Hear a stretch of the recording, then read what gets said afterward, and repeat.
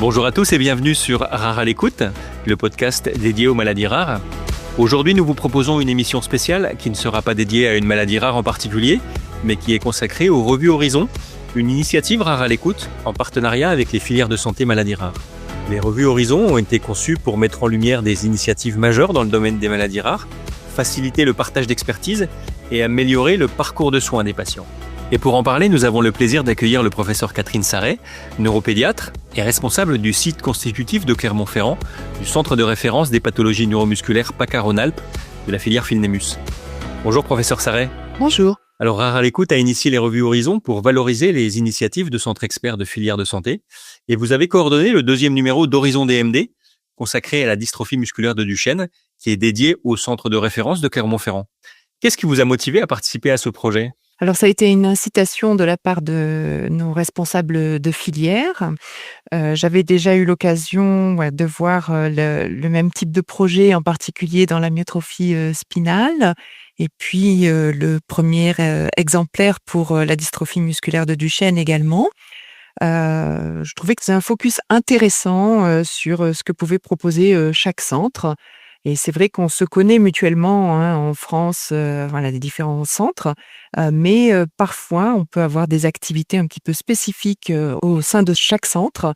Et c'était une façon de le mettre en lumière, je pense. Et en quoi la revue Horizon contribue-t-elle à améliorer la visibilité des actions du centre de référence de Clermont-Ferrand ? Alors c'est vrai qu'on a été un nouveau centre labellisé lors de la dernière vague de labellisation. Donc l'idée était de montrer aussi cet effort que nous avons fait pour passer à cette labellisation centre de référence. Nous étions au préalable centre de compétences. Et donc, c'est tout un travail qui lie à la fois l'accueil du patient, l'accès aux nouveaux traitements, la recherche, et tous ces éléments sont à valoriser pour pouvoir passer le cap de centre de référence maladies rares. Et donc, ça permettait de mettre en lumière tout ce travail réalisé au cours des 5 dernières années. Et justement, d'après vous, professeur Sarret, quels ont été les aspects les plus enrichissants de votre collaboration lors de la création de cette revue Horizon ? Alors, ça permet à la fois de mettre en lumière les paramédicaux qui parfois travaillent dans l'ombre et qui font beaucoup de travail sur nos centres, nos kinés, nos ergothérapeutes, nos psychologues, nos infirmières de coordination, etc. Donc c'était l'occasion de leur donner la parole et de montrer quel était leur travail au quotidien. Ils sont vraiment des maillons très importants de cette chaîne des centres maladies rares.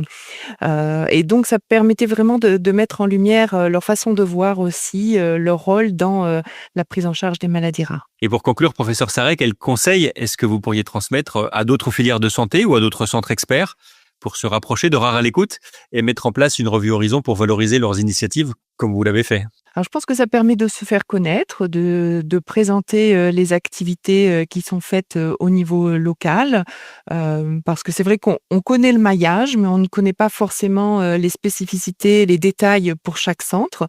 Donc, c'est une façon effectivement de mettre en lumière cette activité locale, cette activité territoriale.